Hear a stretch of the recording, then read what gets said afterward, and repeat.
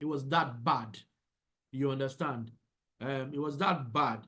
So that's why it was characterized by poor operational performance. If you had someone who studied Yoruba heading a unit in NEPA, you know, and not the PR unit, and a technical unit, you can imagine.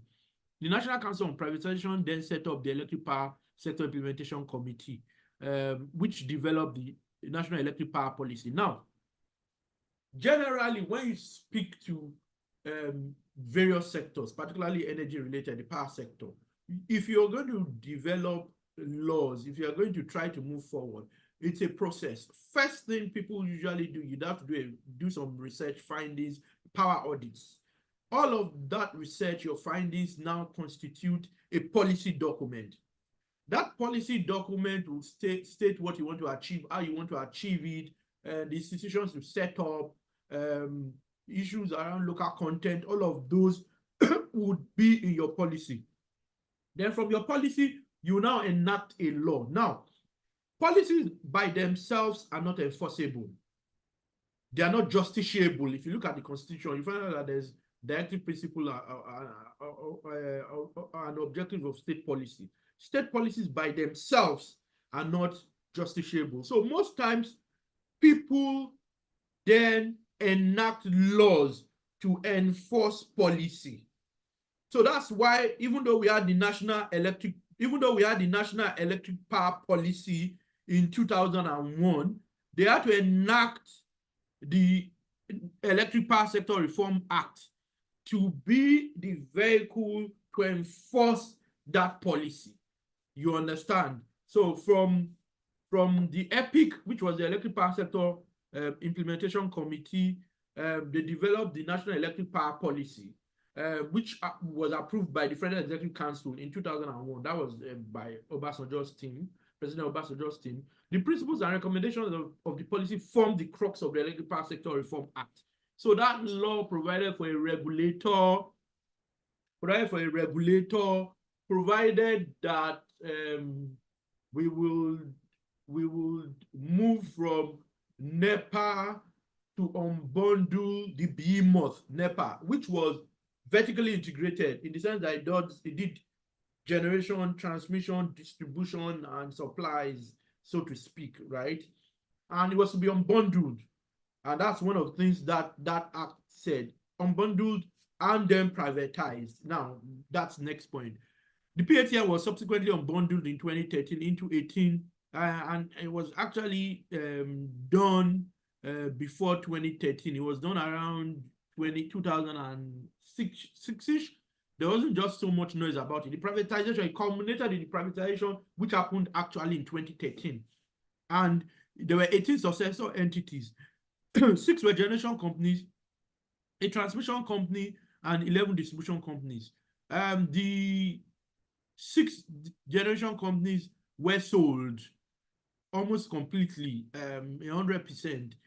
Although for the hydro plant, it's concessions. And the reason for this is because of sovereign right issues. Because for the hydro, they look at River Niger, River Benue, and all of that. And the other countries, like Cameroon, like Niger, like Chad, have issues that share the same water boundaries with us. So it has to continue to be owned by government so that they can deal with those other governments, sovereignty issues and all of that. Because the private individual will find it difficult going to deal with those different governments, and they may take advantage of them. So they did long-term concessions, which can be further renewed. I think it's 20 or 30 years I worked on those deals at that time. I worked on 10 of the transactions, privatization transactions during my previous employment. So I worked substantially on those. Although the Electric Power Sector Reform Act was notable for boosting private participation and enhancing infrastructural development, challenges such as operational inefficiencies seem to stall the act. Now, one thing, and I'll say a few points that are not on this slide. There was operational inefficiency. We had to privatize, or we considered privatization. We copied the New Delhi model for the disco privatization, New Delhi, India. However, there were a few challenges. The guys who were buying could not conduct due diligence. The assets were in worse state than they knew. The baseline, which was the basis for their bid numbers and all of that, was worse than what worse than the information they got from NERC. Imagine you going to buy an asset and you cannot conduct due diligence, legal, technical, commercial due diligence on that asset. I just buy it blindly. You know, most people thought it was like going to be like telecoms and all of that. So they went into it and then realized that there were serious issues. Now, one thing that was of concern to me during that process was that no foreign company was involved. They were all Nigerian companies. And in fact, the only South African bank that was going to lend pulled out last minute. I think it was just whether it was AFC that partnered with some guys that bought one of the assets or something. Other than that, there was no foreign bank, no international bank, no foreigner, because they had seen the issues others were being emotional about, right? But we must also thank these guys for buying those assets. Otherwise, the privatization would have failed, you know.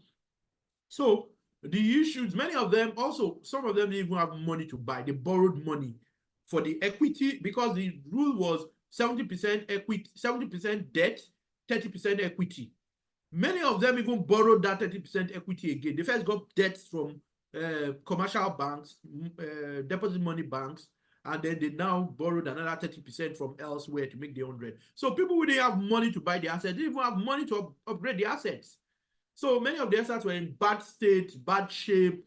That's why you hear discos rejecting load when the transmission network sends them load. Apart, of course, there are two key reasons why they reject load. One, in some areas, some feeders, people don't pay.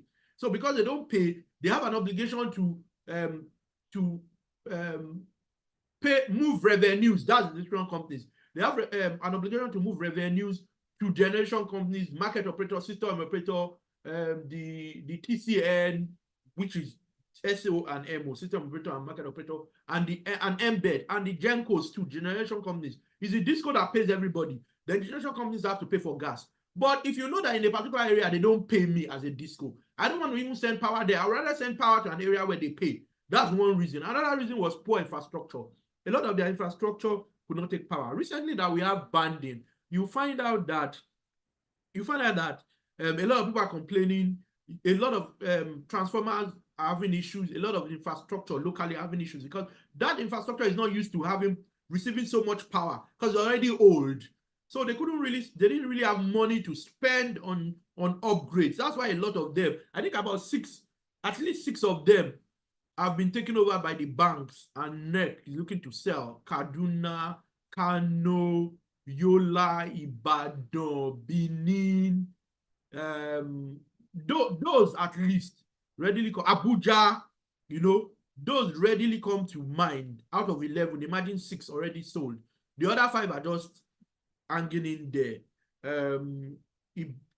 Lagos and Eko and Ikeja are doing reasonably well. Port Harcourt, neither here nor there, you know. So 3, 4 maybe are manageable. The others have been, and the problem was that those 2 issues, plus government didn't keep some of these promises. Now, when I refer to government, I don't mean this current administration, because most of the issues we have in the power sector are historical challenges, right, that were now solved. Stuff we should have done over time, we didn't do them, and you don't expect, there's long lead times for power projects and all of that. So those were the issues. Transmission, the transmission network did not improve. Issues with transmission, they couldn't transmit as much power as that should be transmitted so that the discos can even receive enough. You know, there are now a number of power transmission projects. And let me tell you one of the challenges in the power sector. And I mentioned neglect. Between 1987 and about 2014, 2016, there was no single major grid upgrade. Like say we want to improve the national grid. Imagine what the population was in 1987. Imagine what the population is now. And you're still using what you were using in 1987 without any improvement. So your guess is as good as mine as what we'll see. Now, where are we now? On Friday, March 17, 2023, President Muhammadu Buhari he signed the constitutional amendment into law. Now, because before that enactment, before that modification, power, and people make this mistake, power has always been in the concurrent list. It was never in the exclusive legislative list. Concurrent list means both federal and state government can legislate. Now, the difference is that in the concurrent list, it limits the powers of the state where they can legislate in areas where you don't have the grid system. And the grid system gets almost everywhere. So it means effectively states cannot legislate, maybe in rural areas though. So it just effectively means states could not legislate. So even though it was a concurrent matter, states could not legislate because of that inhibition of national grid. Now, what this now does is to remove that inhibition, that amendment by to the constitution that was signed by the president, removed that inhibition such that states can now legislate on generation, transmission, and distribution of power. It does not limit it. Now, but there's a concept of covering the field. Now, the concept of covering the field is that where a state and the federal government can make laws, once the federal legislation is extensive and covers everything, the state cannot make laws because then they will be making laws inconsistent. They can't say, come and get license from me when there's NEC already issuing licenses. But the Electricity Act we have gives the states the powers, the right to tell the federal government that I want to take over electricity generation in my state. And there's a process. If you look at section 232 of the Electricity Act, there's a process. First, you will pass a law. You will set up your own regulator. And typically that law should set up the regulator. Even though my view is that before you get to law, you should have done certain things like have a policy. Before you even do your policy, you must have done your research, done power audits, done a few things. Then you pass your law, and many of those things will be stated in the law or in your policy. Then your law will be a summary of your policy, but with the force of law, enforceability. And then you set up relevant institutions already created by that law. And you need to determine whether you want to create a retail market or a wholesale and retail market. I think states should do retail markets. And we can have regional grids for a regional grid, which then dovetails into the national grid. That's what I think. I think states are better off just doing retail. Because if you start doing wholesale, states that cannot provide good roads, provide creative means for dealing with traffic, water, I'm wondering how they survive doing electricity. And I think that's what the minister was trying to say when he said that they were suspending handing over to states. But I wrote an article, if you Google my name, I wrote an article asking whether the federal government can suspend handing over regulatory powers from NEC or federal government to states. And they cannot, because section 230 subsection 2 is clear that once a state is ready and they follow that process, within 6 months, you must hand over completely. There's a transition period of 6 months. And the relevant disco in that state must set up a company for that state alone, a special purpose company for that state, for distribution, that will be bound by the laws of that state. That's the process. You understand? So that's the process for that. So the constitutional amendment alters the constitution and empowers states to create laws. And I've explained this. Generation to enact laws, rather, generation, transmission, and distribution within their states. And the act replaces what is to be the Electric Power Sector Reform Act and aims to consolidate different legislation. If you look at the power sector, like oil and gas, I do oil, gas, power, mining, and renewables. That's what I do largely. Whether it's divestment, acquisition, projects, that's what I do. Policy issues. And if you look at the power sector, there are like 300 or 400, several orders, rules, guidelines, several pieces of statutory instruments here and there. So what this law tried to do is to bring many of them. There was the IPADEC Act, there's the IPADEC Act, there's all sorts for renewables, there's stuff on NEMSA, there's all sorts. So what this law did was to bring many of them together. Additionally, section 63(1) of the Act recognizes the authority of the states to participate in the electricity sector by emphasizing their right to enact laws and establish markets for generation, transmission, system operation, distribution, and system within their states. So that's critical.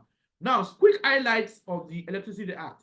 There's introduction, and this is something I always say, and I remember, I think it was before the law was passed, I was saying it on TV that we will have chaos if we do not have an integrated development. It means Oyo State will be doing this, Ondo State will be doing this. If you want to connect your electrical appliances. Ondo State can say we will do 110 volts. Ekiti will say 230. This one will say 220, 230. This one will say 110. You know, there still has to be an integrated approach to the development of policy and laws in those states. So that it's not that there will be chaos. It has to be an integrated approach to development. Different states will have different sources of energy. Some can do largely solar, some can do largely hydro, some can, you understand? But it wouldn't be that it will be fundamentally different in terms of the structure, or else would have issues. You know, for example, if you go to the US, it's 110 to 120 volts, or 110 to 140 at the most. In Nigeria, it's 220 to 240. In the UK, it's 220 to 240. But in North America, Canada, US, which are the places I've been to, I've not been to Mexico, it's 110 to maybe 140, you know, volts. So imagine Ondo is 110, Abia is 220, this one is something else. So there must still be, that's why in section 3, if I remember, the Electricity Act introduces the National Integrated Electric Power Policy, National Integrated Electricity Policy and Strategic Implementation Plan. So there's an integrated policy and a strategic implementation plan for that policy. Then it demonopolizes the electricity market, so that it's not just federal government. You have different people, you have states being able to do it, but states have a lot to do to be able to do it successfully. I think 3-4 states already are in the process, and they've already told NEC, and NEC has within 6 months to hand over Enugu, I think Ekiti. I mean, I think your state maybe, you know, a few of those states have come up with that, and they've already made the relevant notifications to NEC, NCP, BP, and I'm sure the relevant discos in those states are already setting up subsidiaries. You know, introduction of new electricity related offenses, very interesting. One thing I've noticed, even people who are reasonably well-to-do, middle class, still electricity. I know a few people who've told me, oh, I bypassed, and I'm like, wow. You know, it's sad when people do that. Now there are serious punitive measures and stricter penalties going into millions, right? Introduction of an independence, which we didn't have in the old law. People were relying on a very old law, Miscellaneous Offences Act, you know, and different regulations that were considered at that time. Introduction of an independent system operator. So the idea is that what is currently TCN consists of market operations, system operations, and transmission service provision. That's the actual moving the electricity. It's the TSP, transmission service provision. The system and market operations are like a traffic warden. You stop, you go, you know, proper scheduling, planning, you know. And I was saying that I was doing a presentation to a board yesterday, and I was saying to them, a power company, and I was saying to them that if we want to move forward in the power sector, part of what we need to do is that the regulators, the system operator needs to work, which is different. And I'm not saying the regulator is the system operator. I'm just saying they need to work together. The system operator in particular, system and market operator, and even maybe the TSP need to work with town planning. So that you know that in this area is mostly residential. So weekends, you can divert a lot of the electricity there. This area is mostly commercial. During the day till about 6, you move a lot of power there. Yes, people work from home. This place is mixed. You know, we need a lot of research power. These people, we don't do a lot of this. And I think part of the challenges we also have in the sector is that we don't work with the academia. We don't work with the academics. If we work with the academia, research and all of this would help. That's why there's a lot of policy somersault. Government says A, tomorrow they say, oh, they didn't mean A, they mean B. Because a lot of thought needs to be put into policy, and you do it 360 review. Get the academia, get practical people, get people who are a mix. So I'm a mix. I teach part-time as an adjunct, but I'm primarily a commercial lawyer. You know, so you get people to come to do policy, to advise. When you have your sandbox, so to speak, like they do in tech, you know. So it also introduces the development and utilization of renewable energy sources, and it encourages that even the rules should be tempered, and it shouldn't be as strict as what we have for thermal. Introduction of trading licensing and gradual shift from Nigerian bulk trading, embed trading PLC is what we meant to write there. Now, procedure for establishment of a state electricity market in line with the fifth alteration and provisions of the Electricity Act. A state may make laws, and I've told you this already. You enact a law that provides for the establishment of a state electricity market, establish a state electricity regulator, we pass regulate, deliver a formal notification to NEC and request the transfer of regulatory authority over electricity operations in the state. Deliver a formal notification to the successor electricity distribution licensee with a copy to the National Council on Privatization and the Bureau of Public Enterprises, requesting them both to ensure that DISCO in the state takes necessary steps. Some of the challenges currently faced in the power sector: poor utilization and maintenance of infrastructure. Both us, and I always tell people, in the power sector, it moves from down up. So if you and I don't pay for electricity, the DISCO would distribute electricity and distributes the money.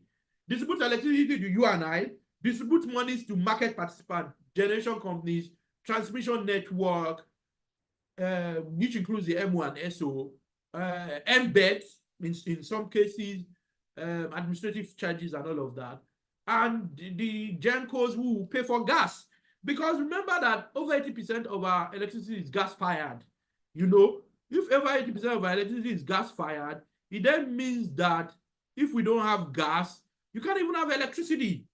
You know, so infrastructure, even gas infrastructure, impacts power. You find out that a lot of guys doing smaller power plants, instead of using PNG, pipeline gas, they are using CNG, because pipeline infrastructure in Nigeria is generally poor. There's a lot of work going on Urban 3, on AKK, which I worked on, which I advised on. I was part of the team that advised on the Ajaokuta Kaduna Kano project at some point, you know. Lack of modern and innovative technologies for monitoring of generation, transmission, and distribution infrastructure. What is infrastructure? Infrastructure cannot be capitalized, cannot be in, what's the word? It can't be, it's infrastructure though, not infrastructure. So what's a typo? You know? And one thing I say, and you wonder, we always have grid collapses. One of the key reasons why we have grid collapses is because we don't have a strong energy management system. Your EMS is supposed to ensure that you have stuff like spinning reserves, so that when a major power plant goes off, 1 or 2 power plants immediately kick in. Because that's one of the reasons when you have an imbalance in the transmission network, you then have grid collapses, right? So if we don't do all of these, we don't uphold the existing contracts, leading to prolonged dispute. For example, I was in Mambila Project, is an example. I was an expert witness in an international arbitration between a private company in Nigeria, which you all know, in the power sector, and the federal government. Federal government wanted to take back the assets from them, but they won, because and I made brilliant arguments for them in terms of the analysis. Whilst I was neutral, but the facts were clear. The analysis was clear that what government was doing was wrong, and I won't go into details here, but that's it. So of course, if you need an expert witness in the sector for whatever you're doing, it's something. If you have arbitration, international arbitration, something I do. Low customer satisfaction, including inaccurate billing and poor metering system, poor implementation strategy in the removal of electricity subsidy, corruption, poor technical staff recruitment, capacity building, and training programs. So these are some of the issues, some of the challenges in the sector. Where are we headed to? Or where are we headed? Better put. Nigeria has the largest economy in sub-Saharan Africa. Well, people now say that's debatable because of South Africa. Recent numbers, I think. It's also, I think we're probably number 2 or 3 now, behind South Africa and Egypt. You'd correct me when it's time if I'm wrong. We also have a population of about 180 million. Some would say 220 million. And a flourishing, relatively reasonable economy. I don't know if it's flourishing. Nigeria's electricity sector presents a significant untapped investment potential, given the country's vast energy needs. There's a deficit between what we have and what we need. And for the designing businessman, that's an opportunity. In my estate, I can show you on my phone. My electricity is 310 naira per kilowatt hour. 310 per kilowatt hour. Sorry, I want to show you my my bill. Where is it now?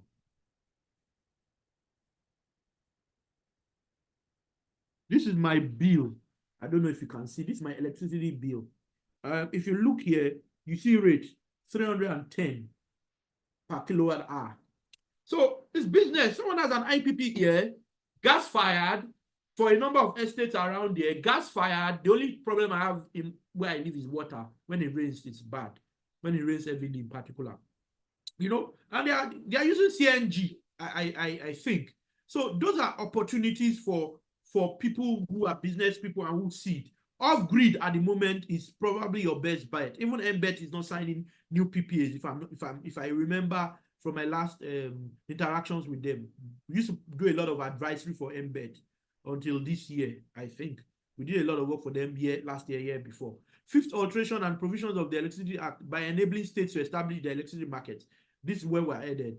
And it's opened a vista of investment opportunities to both indigenous and foreign investors in different aspects of the state electricity market. And one of the things you could do, state as basic as providing policy advice, guidance, HR services, IT services to states that are looking, human capital development, all of those things are things you can do for these states. So where are we headed, especially around investment opportunities? States are now looking to partner with individuals. If you have creative ideas, particularly if you also have political capital, one or two people in government who you can also speak to. There are opportunities. A lot of people are doing solar in their homes. For example, I'm looking to at some point move from here also because of the water issues.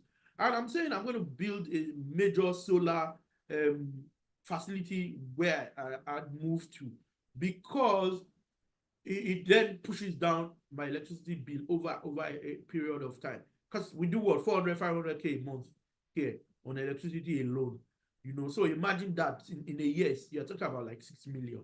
So if those are opportunities, some of you might know the company Daystar. They are building a lot of power plants, captive plants for companies. You would have seen it in the press. Nigerian breweries. They are building for Nigerian breweries. I think in Igomu, and they may be doing it elsewhere. You see what Geometric, it took Geometric so long because it's a project, 100 and something megawatts. But there are opportunities for smaller plants. Estates, you can collaborate with discos, you can do renewables, you can do these solar home systems. There are a lot of opportunities, and there are mini grid opportunities too. That's one opportunity in the sector. If you look at the law allows people now to invest in transmission. You can take a particular place and you'd have an arrangement to recoup your income. You understand? So you can invest to PPPs with government, and you can obtain relevant licenses, but of course, ensure that your contractual arrangement is strong. Companies, I advise the company, my firm and I led a team that advised Rendezvous, the owners of Alaro Power, working with Next Year, who led the team. We advised Rendezvous on Alaro City, the power project there. They did both an embedded license and an IDN. IDN means their own distribution. So they generate and they distribute themselves. We have to set up 2 special purpose vehicles to do that, right? So that they can generate with one and distribute with the other. There's an opportunity there. If you see a vast area that has been neglected, or for example, in my area, we don't have light a lot of times because I understand that there's a major infrastructure they need to put in place, and it will cost them like 1 billion. And EcoDisco have just abandoned us. That's why we're using an electricity is expensive. That's why we're using an IPP here. You understand? So there are opportunities there. Now there will be trading licenses now. You can buy cheap power. If you look at the economic merit dispatch arrangement, you find that hydro is the cheapest. So you can buy cheap power and resell to other people. You sell to disco, resell generally. Those are opportunities in the sector. Off-grid and mini-grid, which I've mentioned, So according to REA, Rural Electrification Agency, Nigerians spend about $14 billion annually on off-grid power from small self-generators. You can imagine. There are 85 million people underserved or unconnected to the grid, which is an enormous investment opportunity. And a significant amount of Nigeria's economy is powered largely by small-scale generators. Developing off-grid alternatives to complement the grid would create a $10 billion per year market opportunity for mini grids and solar home systems, which will save an estimated $6 billion per year for Nigerians home and abroad. Power stocks. Another mode of investing in the power sector is through the purchase of shares of publicly listed companies. Transcorp PLC and Geregu have recently listed their shares on the Nigerian exchange. By listing their shares on Nigerian exchange, power companies can raise capital to finance various power projects. This increases their visibility to potential investors and access to capital for expansion. In India, the stocks of over 20 power companies such as Power Grid Incorporation of India and Adani Power, Tata Power have been listed on the stock exchange, thus providing opportunities to investors to fund these companies. In the next few years, we anticipate that more companies in the power sector will publicly list their shares on both indigenous exchange markets like NGX and other international exchange markets. What are the modes of investments? You can invest in the operations of persons that already have licenses. Maybe they need more money to scale up. You look at their books, you do your due diligence, you get me to do your legal due diligence. You speak to your guys at Utica. Those are things you can do. Investment by non-licensees in electricity operations and infrastructure. You have your contractual arrangement. You can enter into PPPs. You can purchase shares of companies that are listed already. If you look at, and one interesting thing that's been happening is this banding. Now, NEC introduced a service-based tariff arrangement on November 1, 2020 to improve service delivery to end user customers and ensure that electricity tariffs paid by end user customers are a reflection of the services delivered by distribution companies based on number of hours. In effect, in effecting the service-based tariff scheme, consumers were classified into bands A to E on the premise of the minimum number of hours of supply of electricity to them. So this is it. 20 hours band A, 16, remove 4 from each. 12 hours band C, band D 8, band E 4. So implication of removal of electricity subsidy on the classes of electricity consumers. Now, for band A, so in April, the government approved the removal of subsidy. The government said they were spending so much on subsidy. Now, this is what it is.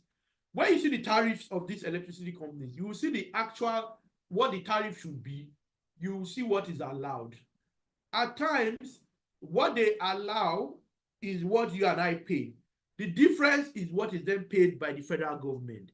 So the removal of subsidy for this band was necessitated by the macroeconomic challenges, such as things such as the volatility of the naira, inflation, which was resulting in high cost of around 3 billion.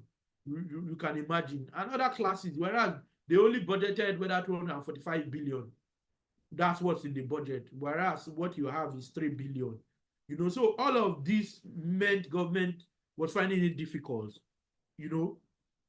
around those. And I understand that there's a 6 months, I read a lot of documents from NEC around this band.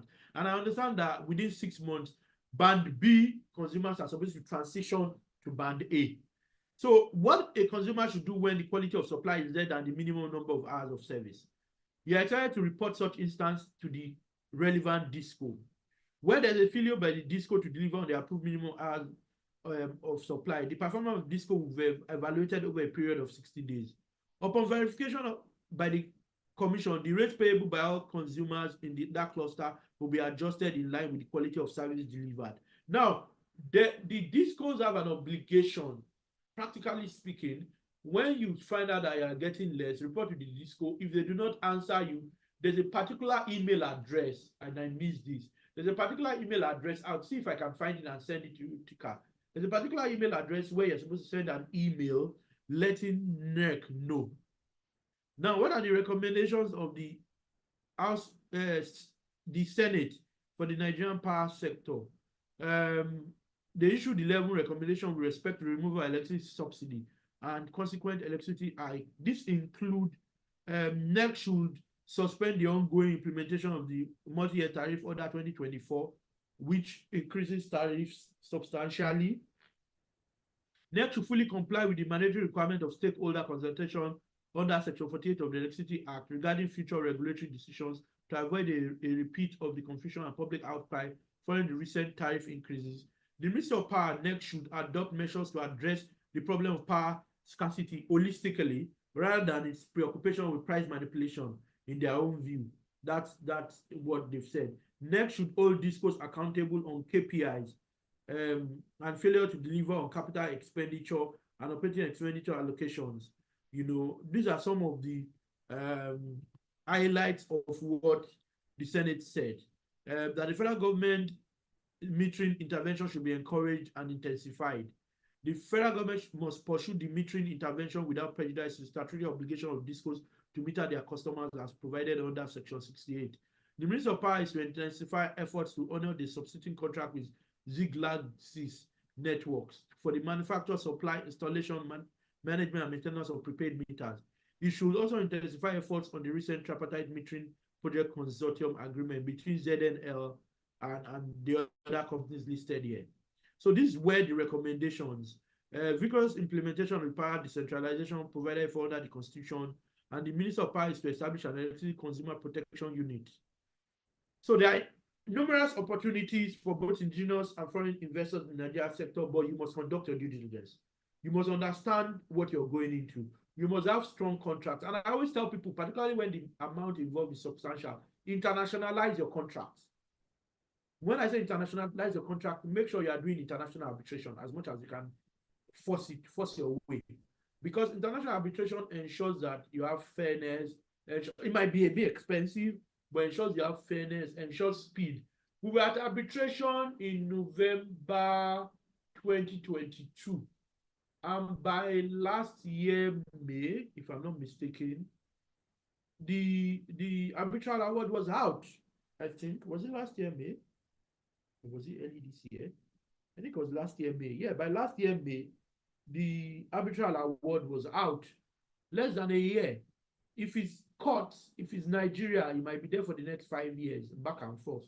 So you might want to do arbitration and international arbitration, and you want to internationalize your contract, particularly where you have bilateral investment treaty protection.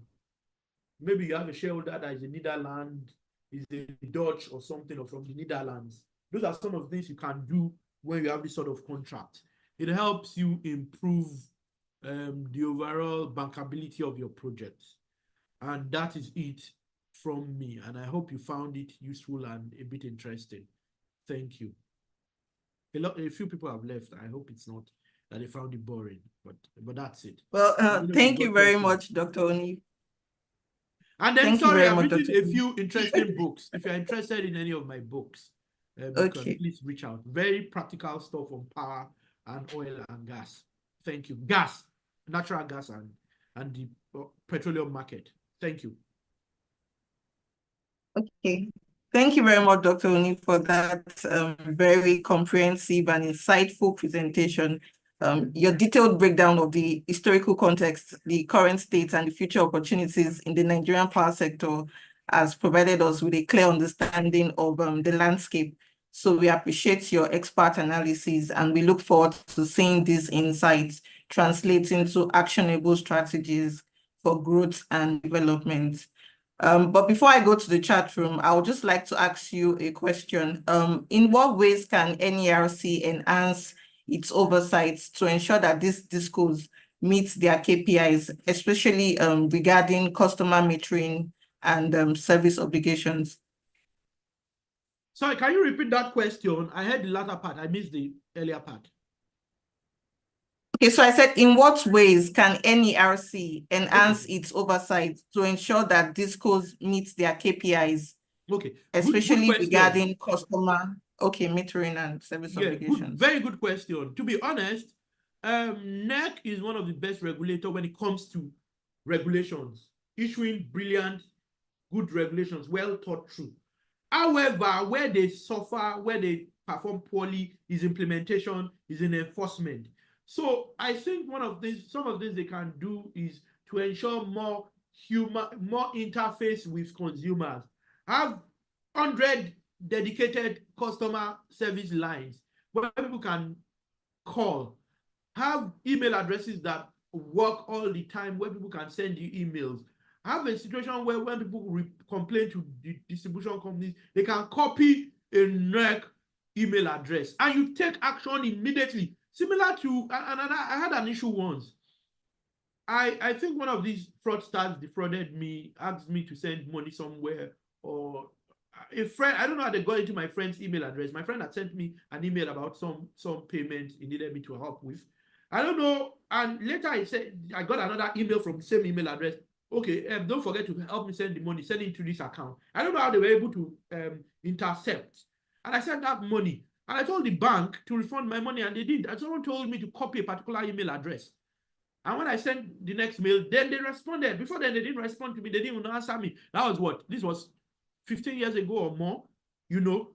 So if they have a dedicated email address and they are responsive, and that means they'll be collaborating with consumers, I think they'll make more progress that way.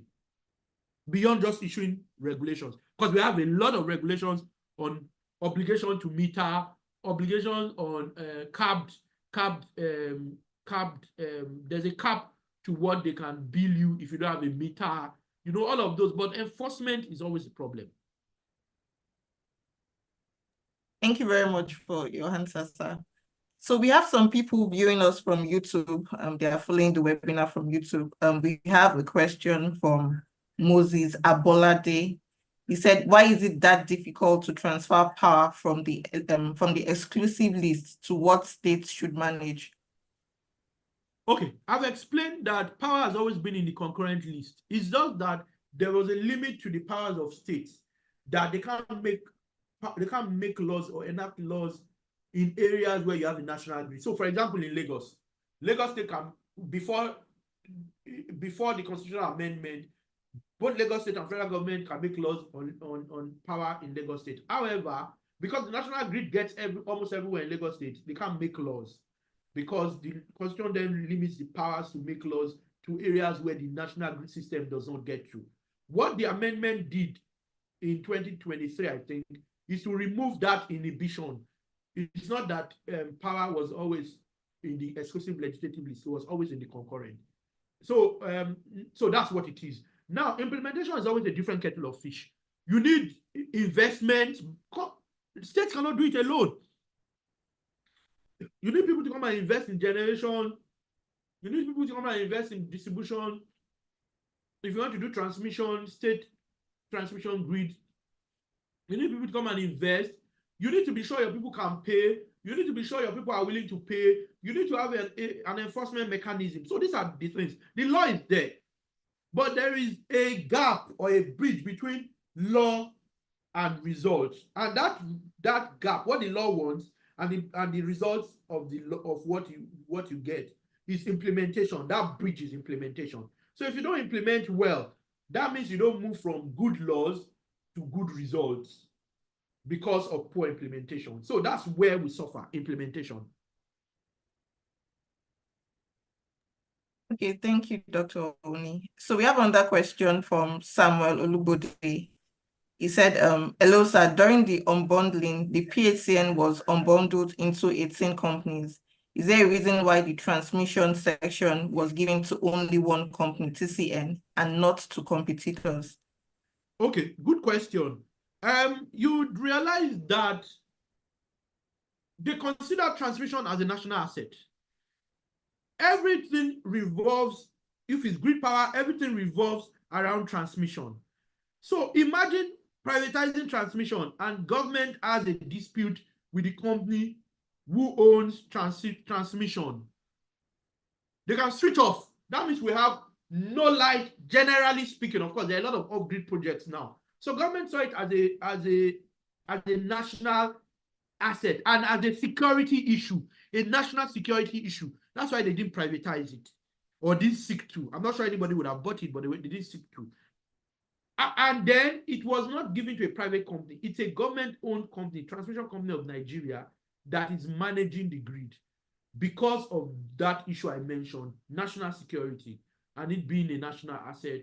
And also because I did research a while ago, and I realized that if you want to upgrade the grid as a private sector person and make sure it gets everywhere in Nigeria, is super highway grid, all of that, you will not recover your investment in at least 100 years. It will take you 100 years to even break even. That is, recover what you spend before you now start making profits. So very few people want to do that kind of business, right? Unless people who are already very rich and they are planning for their children's children. Other than that, no one's going to invest, take up that. So that's why it's that national security, national assets, and it will be difficult to privatize it. They actually got Manitoba Hydro of Canada to do they had like a contract, management contract for 5 years or so. But even those guys left fighting because I understand that the guys at TCN were very badly behaved and didn't let them do their work. That's the gist. I don't know, but that's completely true. But it is what it is, right?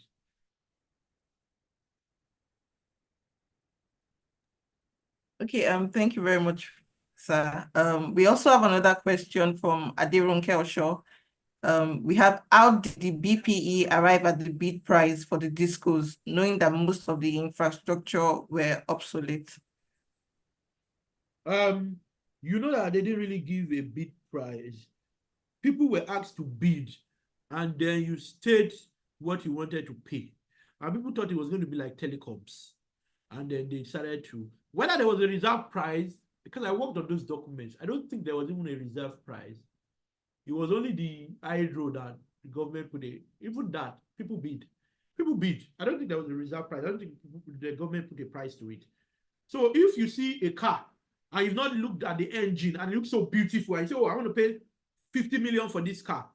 And you pay 50 million and you go there one day and the person goes away with 50 million and you open it and you find out there's no engine. It's your fault. You didn't conduct your due diligence. You're supposed to check the engine, get a mechanic to check, look for get the papers, get your lawyer to check that it's not a stolen vehicle, you know, all of that. But if you don't do it and you just offer 50 million, it's your fault, right? So that's what happened. I don't think it was TCN, it is BP that set the price. Okay, thank you very much, sir. We also have another question from Idongesi Uruk. He said, thank you, Prof. This was quite engaging. Is CNG a sustainable and more affordable power source for Nigerians? Difficult question. To be honest, anything that is a virtual pipeline system is usually more expensive than when you have a strong network, physical network. E.g., grid power will always be cheaper than IPPs. E.g., pipeline gas will always be cheaper than CNG. So, but because there are inhibitions and the cost outlay for pipeline, if you've not done it historically, is high. The initial capex is high. So most people, that's like LNG. There are pipelines. There are probably some pipelines under the sea, but do they go everywhere? They're going to be more expensive than using LNG internationally. Pipeline up to a point is cheaper, but the further the distance, the more expensive pipeline becomes and the more unreasonable financially. So you then use CNG. So it's neither here nor there. For distances, shorter distances, to be honest, pipeline gas is. But the truth is, if pipeline doesn't get to where you are, do you want to start building a pipeline? Right of way, all of those issues, Omonile, you know. So people will just do what they call virtual pipeline and use CNG or LPG, put them in trucks or on trucks and move them from one place to the other. Sustainable in the long run, neither here nor there, can be a good part of the mix where you have mostly pipeline and you have some CNG here and there. So CNG is not necessarily going to be out of the door anytime soon, but it's not cheaper than pipeline gas overall, all factors considered. Okay, thank you very much, Dr. Oni. I think we've taken all of the questions in the chat room. So I'd like to thank Dr. Oni for his invaluable insights and the thorough exploration of the Nigerian power sector. Your experience and expertise has shed light on both the challenges and the vast opportunities that lie ahead. I also like to thank our audience for their active engagements and their thought-provoking questions. So it is clear that with continued dialogue and collaboration, we can all harness the opportunities to achieve a robust and sustainable power sector in Nigeria. So as we all know, Utica Capital is an asset management firm that is registered by the Securities and Exchange Commission, the SEC, as a funds and portfolio manager. So for more information and further questions, feel free to reach out to us via our office address, 124 Norman Williams Street, Ikoyi, Lagos, or email clientservice@uticacap.com, or contact us on our WhatsApp line 070-3164-8649 or on Instagram and X at Utica Cap, on Facebook and LinkedIn, Utica Capital Limited. Thank you all for joining us and have a great day ahead. Thank you very much. Bye.